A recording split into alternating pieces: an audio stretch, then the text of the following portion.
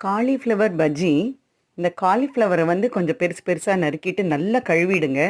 அதுக்கப்புறம் ஒரு அரை வேக்காடுல வேக வச்சுட்டு மசாலா நல்லா தடவி வச்சுக்கோங்க. நெறைய காரம் வேணுங்கிறவங்க காரம் போட்டுக்கலாம். குழந்தைகளுக்கோசரம் செய்கிறேன் நானு. அதனால அதிக காரம் போடல. நல்ல மைல்டு மசாலா போட்டு அத நல்லா மெரினேட் பண்ணி வச்சாச்சு. அதுக்கப்புறம் கடலை மாவுல வந்து கம்மியான காரம், கொஞ்சம் தயிரு, அதுக்கப்புறம் பெருங்காயப் பொடி, உப்பு போட்டு கலந்து வச்ச இந்த மாவுல நல்லா முக்கி முக்கி நம்ம ஃப்ரை பண்ணணும். அவ்வளோ டேஸ்ட்டு. குழந்தைகளுக்கு இந்த மாதிரி நீங்கள் எந்த விதமான வெஜிடபிளில் வேணால் போடலாம். கத்திரிக்காயிலையும் போடலாம், காலிஃப்ளவர் எந்த வெஜிடபிளையும் நீங்கள் போட்டுட்டிங்கன்னா ரசம் சாப்பாட்டுக்குன்னாலும் சரி, இல்லை ஈவினிங் ஸ்நாக்காக ஒரு 4 காலிஃப்ளவர் பஜ்ஜியோ இந்த மாதிரி வச்சுட்டு டீ ஆர் காஃபி குடிச்சிங்கன்னா அவ்வளோ டேஸ்ட்டாக இருக்கும்.